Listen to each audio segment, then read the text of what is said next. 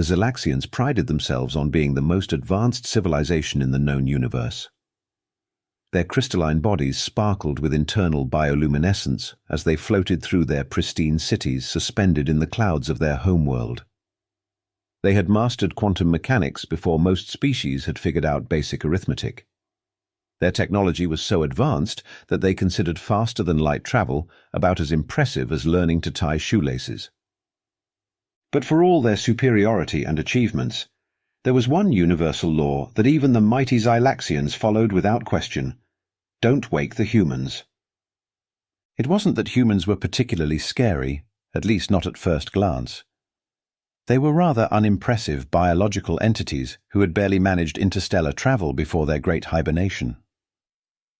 The stories said they had collectively decided to enter cryosleep sometime during their Third World War, when their planet's resources were nearly depleted. Entire colonies of humans now floated through space in massive ships, sleeping away the centuries, while their automated systems kept them alive. No one really knew why the rule existed. It had been passed down through generations, translated into thousands of languages, and enforced by every spacefaring civilization. The Galactic Archives contained countless warnings, all saying the same thing: let them sleep. Chief Science Officer Xylith brushed his crystalline appendages against the control panel of his research vessel, bringing up the holographic display of the latest human colony ship they'd discovered. His crew maintained a respectful distance as per protocol. The ship was ancient by their standards, practically an antique, yet something about it made his crystals vibrate with unease. Fascinating creatures, he mused aloud, his voice resonating through his crystalline form. They look so peaceful when they sleep. Hard to believe they're the reason for our most sacred rule. If only he knew how right he was to be nervous. It was supposed to be a routine scan. That's what Xylith would later tell the Emergency Council, his crystalline form dimmed with shame. Just a standard analysis of the human ship's outer hull, nothing invasive, nothing dangerous. But his junior researcher, Zix, had other ideas. Fresh out of the Galactic Academy with top honors and enough confidence to fill a solar system, Zix had been fascinated by human biology since their first encounter with the colony ship. Their scans had revealed something peculiar about the cryogenic systems, an efficiency that defied their advanced understanding of thermodynamics. Just a small probe, Zix had insisted, their crystalline structure vibrating with excitement. We won't even touch the humans. Think of the scientific implications. Xylith should have known better. The moment they activated the probe, something changed. The ancient human ship, which had been dormant for centuries, suddenly hummed to life. Warning signals blared across their research vessel's monitors. "What did you do?" Xylith's voice crackled with panic, his usually melodious tones shattering into discordant frequencies. "Nothing. The probe's quantum signature must have resonated with their cryogenic field." Zix's form had lost all its luster, turning nearly transparent with fear. On their main view screen, pods began activating one by one, like stars appearing in an evening sky. Thousands of them. The ship's ancient systems, far from being primitive, executed a flawless awakening sequence that their sensors could barely track. "Emergency transmission to High Command," Xylith barked, his crystals now pulsing with anxiety patterns. "Code ultraviolet. I repeat, code ultraviolet. Human awakening in progress in Sector 7. The response was immediate. Within moments, their small research vessel was surrounded by a fleet of Xylaxian warships, their crystalline hulls forming a containment pattern around the human vessel. The High Commander herself appeared on their screen, her ancient form a deep purple with rage. "You absolute neutron stars for brains!" she bellowed, using an insult so old it predated faster-than-light travel.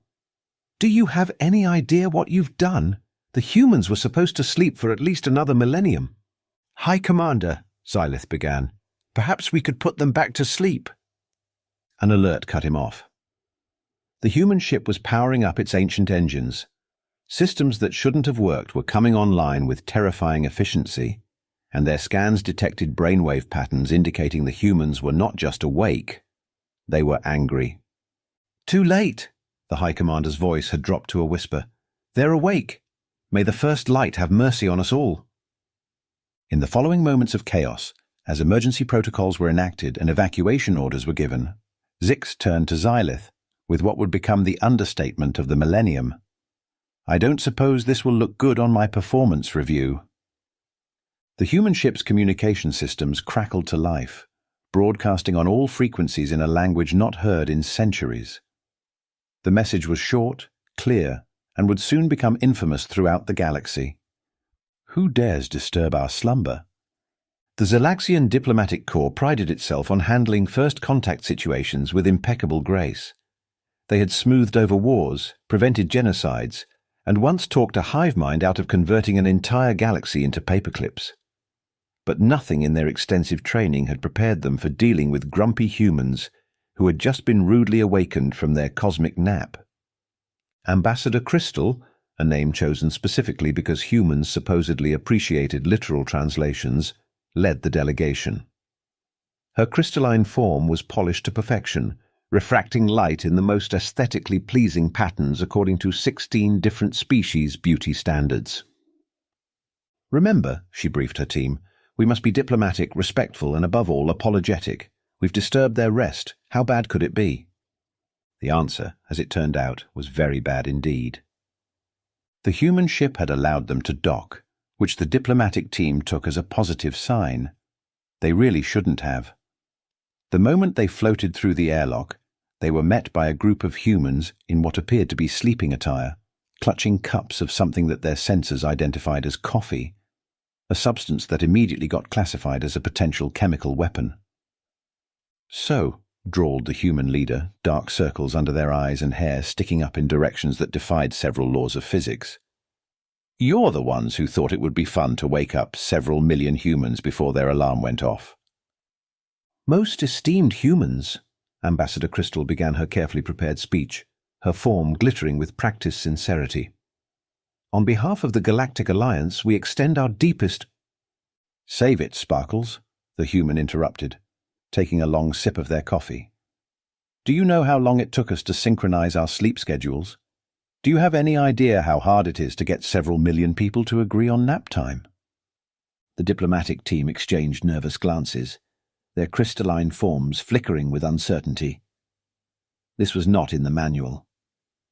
"We have prepared extensive reparations," another diplomat chimed in, "including the latest in comfort technology, dream enhancement devices, and—" The human leader snorted, actually snorted, causing the entire diplomatic team to vibrate with alarm. "Oh, that's rich. You think you can just give us some fancy pillows and we'll go back to sleep? Have you ever tried to get back to sleep after being woken up? It's impossible."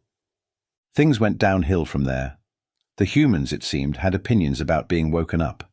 Many, many opinions, and they wanted to share all of them, preferably at high volume. The situation reached its peak when one human discovered that their favorite snack, something called pizza, had gone extinct during their slumber. The resulting tantrum caused 3 diplomatic assistants to crack, and 1 to temporarily lose their crystalline coherence. "This is unprecedented," Ambassador Crystal transmitted privately to High Command. "They're not attempting to destroy us. They're not even threatening war. They're just complaining, endlessly, about everything." The humans had begun organizing what they called a town hall meeting to discuss their grievances. The very concept sent shivers through the diplomatic corps. Millions of grumpy, recently awakened humans, all gathering to voice their complaints simultaneously. "We have to do something," Crystal pleaded with her superiors. "They're talking about forming committees." But it was too late. The humans had discovered that their favorite entertainment platforms were no longer operational. The phrase Netflix and chill was thrown around with increasing hostility.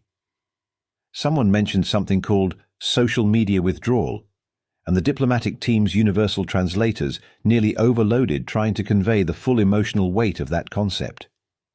In a final, desperate attempt at peace, Ambassador Crystal offered the humans control of several resort planets where they could chill until they felt ready to sleep again. The human leader's response would be recorded in diplomatic archives as the shortest and most terrifying rejection ever received. Bold of you to assume we'll ever feel ready to sleep again. Now, about those extinct pizza recipes. The Galactic Alliance would soon learn that an awakened human with a grudge was bad enough. An awakened human with a grudge and no access to their favorite comfort foods was nothing short of a cosmic catastrophe. The real trouble began when the humans finally got around to checking their emails, or rather, the quantum-encrypted messages that had accumulated during their centuries-long nap. The Zalaxian High Council watched in horror as humanity's collective mood shifted from mild irritation to something far more concerning: amusement. "Let me get this straight," the human leader said, now on their 15th cup of coffee, addressing the emergency session of the Galactic Alliance. "While we were sleeping, you all convinced yourselves that we went into cryosleep because we ran out of resources." The High Commander's crystalline form dimmed slightly. "According to our historical records." "Oh, this is precious," another human interrupted, actually wiping tears from their eyes. "They really don't know." The truth, as it turned out, was far more ridiculous than anything the Galactic Alliance had imagined. The humans hadn't gone into cryosleep because they were running out of resources. They'd done it because they were bored. "We'd solved pretty much everything," the human leader explained, scrolling through ancient mission logs with increasing glee. "Clean energy, world peace, universal health care, faster-than-light travel. We even figured out why kids love Cinnamon Toast Crunch. There was nothing left to do." The Galactic Archives were quickly revealed to be hilariously incorrect. Those primitive-looking ships? Camouflage. The seemingly simple cryogenic pods? Actually quantum consciousness storage devices that made Xylaxian technology look like two rocks being banged together. The humans hadn't been sleeping. They'd been running universe-scale simulations, processing quantum calculations that would make a supercomputer cry, and apparently binge-watching every possible variation of reality TV that could ever exist. But the warning," Ambassador Crystal stammered. "The rule about never waking humans." "Oh, that?" A human scientist grinned, looking far too pleased with themselves. "We wrote that, scattered it across the galaxy. Best prank ever." The revelation hit the Galactic Alliance like a supernova. The humans hadn't been some endangered species that needed protection. They were essentially cosmic teenagers who had decided to take a nap and set an elaborate out-of-office message. The true extent of human capabilities began to unfold.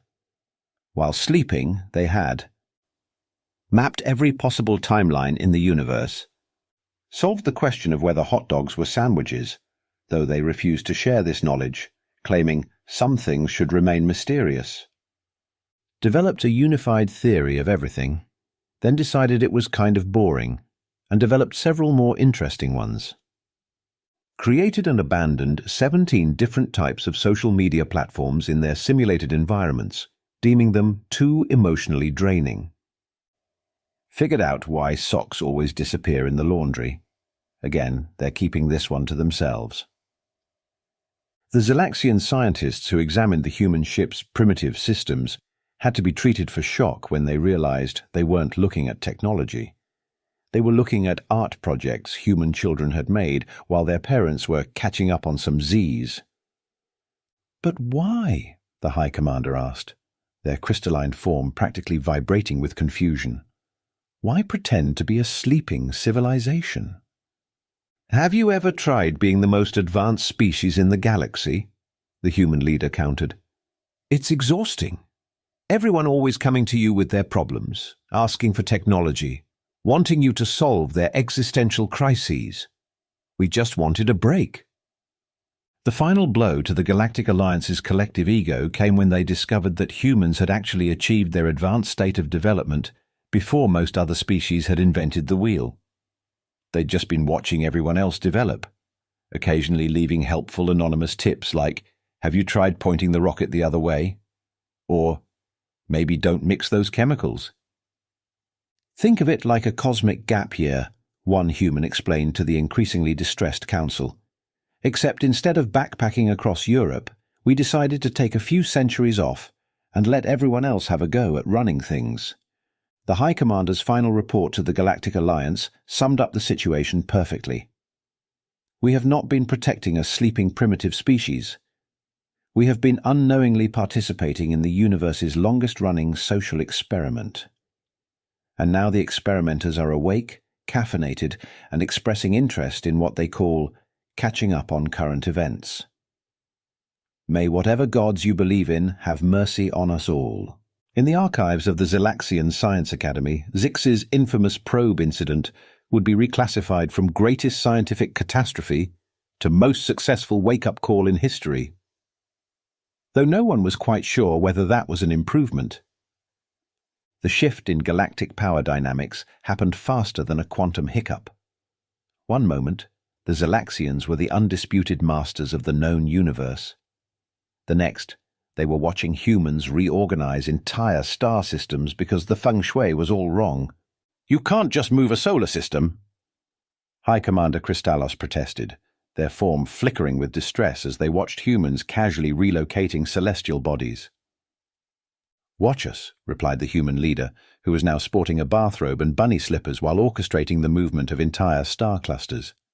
"This one's blocking the view of that gorgeous nebula. Besides, the commute time between planetary systems was ridiculous. Who designed this layout?" The Galactic Alliance quickly discovered that trying to maintain order in a universe with fully awakened humans was like trying to herd quantum cats. Theoretically possible, but practically futile. Humans started fixing things that no one had realized were broken.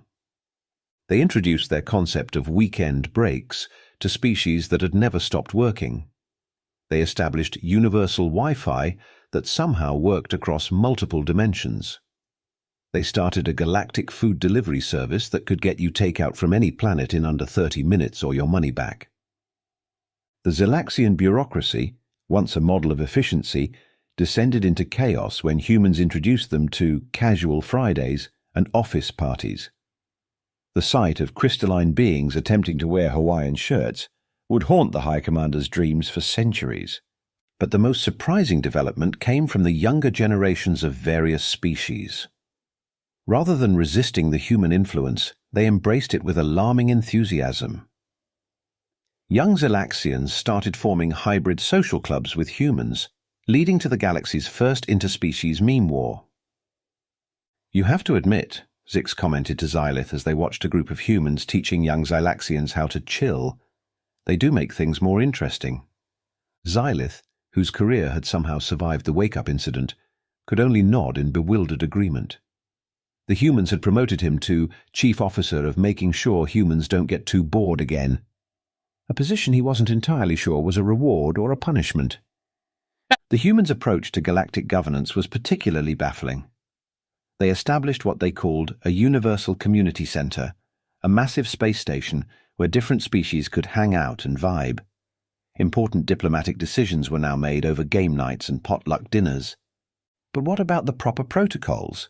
Ambassador Crystal had asked, watching in horror as humans settled a centuries-old territorial dispute with an interplanetary karaoke competition. "Protocols are just suggestions with fancy hats," the human mediator responded, before announcing the next song, Universal Wind by Darude Sandstorm, a hit from their Sleep playlist. Even the dreaded void crawlers, a species everyone had been terrified of for millennia, turned out to be quite amenable after humans introduced them to hot chocolate and bubble wrap. "We're not evil," their hive mind explained. "We were just really stressed out." The human solution to most galactic problems seemed to involve either naps, snacks, or what they called group therapy. Surprisingly, it worked better than any previous system of governance. They established the Galactic Chill Zone Treaty, which included such revolutionary clauses as mandatory vacation days and the right to Netflix and actually chill. Any species caught working too hard was subject to immediate intervention by the newly formed Department of Taking It Easy. The Zelaxian High Council found itself restructured into what humans called a cosmic coffee club. Important decisions were now made over beverages and baked goods, with the humans insisting that no one could properly solve galactic problems without proper caffeination. "You know what your civilization's problem was," a human explained to a group of bewildered council members. "Too much crystal, not enough flow. You need to learn to go with the gravitational waves, dudes." Perhaps the most stunning development was the formation of the Interspecies Relaxation Coalition. Young Zelaxians, void crawlers, and dozens of other species joined humans in their pursuit of the perfect work-life balance. The universe had never been more productive, largely because everyone had finally learned when to take a break. As Xylith watched a human teaching a group of young Xylaxians how to make s'mores using plasma reactors, he realized that maybe waking the humans hadn't been a catastrophe after all. It was more like hitting the universal reset button. Chaotic, certainly, but in a strangely refreshing way. "Chief Officer," a human called out to him, "we're about to start the first annual Galactic Games Night. Want to join? We're playing Monopoly Universal Edition. We modified it to include actual solar systems." Xylith's crystalline form sparkled with what might have been resignation or amusement. These days it was getting harder to tell the difference. "Why not?" he replied. "It's not like the universe could get any weirder." The human grinned. "Oh, just wait until we introduce you to karaoke." 6 months after the Great Awakening, or the Universal Snooze Button Incident, as humans insisted on calling it, the galaxy had transformed into something unprecedented. The Zelaxian archives struggled to keep up with the rapid cultural changes, eventually giving up and starting a blog instead. Humans said it was more on brand. The integration of species produced some truly memorable moments. The void crawlers, once feared across the galaxy, had become surprisingly successful meditation instructors. Their natural ability to induce existential dread was apparently perfect for helping others achieve inner peace. "Nothing helps you appreciate life like a being from the void asking you about your career goals," became a common saying. The Zelaxians found their crystalline nature made them exceptional at what humans called mood lighting. Soon, young Zelaxians were opening trendy space lounges, using their bioluminescence to create atmosphere.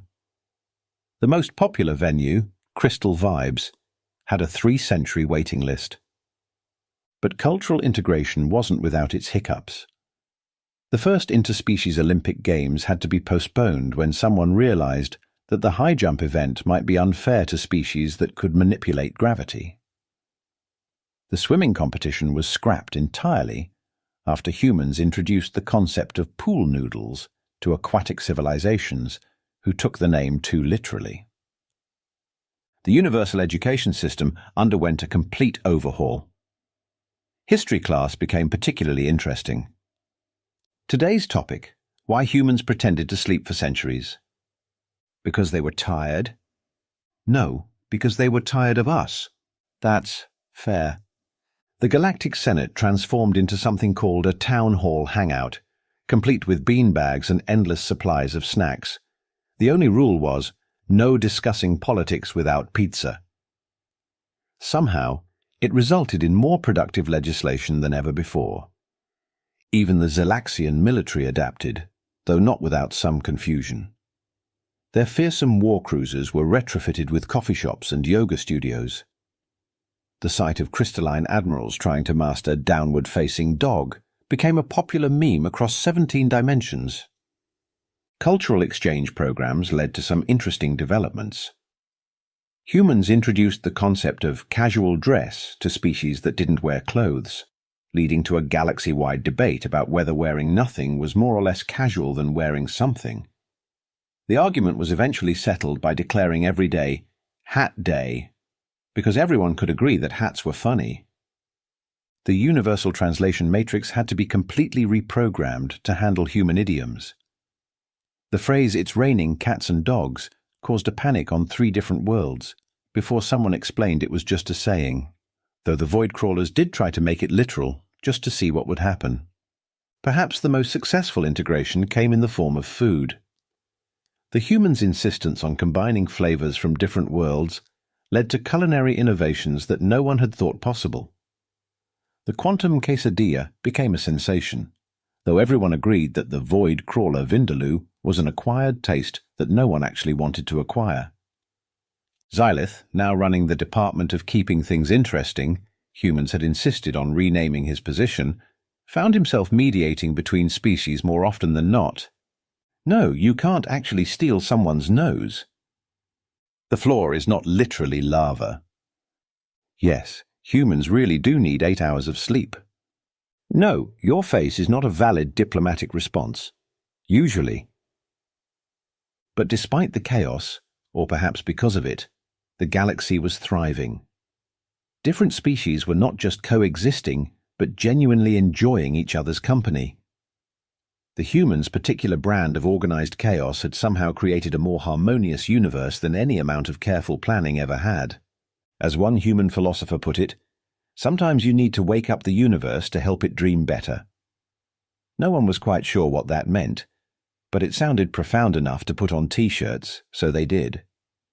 1 year after the Great Awakening, the Galactic Alliance gathered for its annual review. The meeting room, now equipped with comfortable recliners and an endless supply of snacks, a non-negotiable human requirement, buzzed with conversation and crystalline chimes of laughter. High Commander Kristallos stood at the podium, their form glittering with amusement. Looking back, we spent millennia enforcing a rule we didn't understand. Don't wake the humans. Turns out they weren't even sleeping. They were just taking a break from babysitting the galaxy. The human leader, still in their signature bathrobe, now the official diplomatic uniform across 3 sectors, raised their coffee mug in acknowledgement. In our defense, you all were doing fine. Mostly. Except for that whole thing with the void crawlers. We said we were sorry about that, the void crawler representative mumbled, adjusting their newly adopted comfort scarf. But as the meeting progressed, Xylith noticed something odd. The humans were starting to yawn. Not just 1 or 2, all of them. His scientific curiosity, the very thing that had started this whole situation, tingled again. "Are you all okay?" he asked the human leader, who was blinking rather slowly. "Oh yeah," they responded, stifling another yawn. "It's just, you know how when you take a really long nap, and then you're awake for a while, but then you get tired again?" The room fell silent. Every crystalline being vibrated with sudden understanding and horror. "You don't mean—" Ambassador Crystal began. "Yeah," the human leader stretched lazily. "We're thinking it's about time for another nap. You all seem to have things under control now. Mostly." But, the High Commander sputtered, their form flickering in panic. "You can't just go back to sleep." "Watch us," the human leader grinned. "Don't worry, we've left instructions this time. Real ones, not just that prank about not waking us up. Although—" They looked around the room with a mischievous glint in their eye. "Maybe we'll keep that rule too, you know, for old time's sake." And so, in the ultimate cosmic irony, the galaxy found itself preparing for another human hibernation.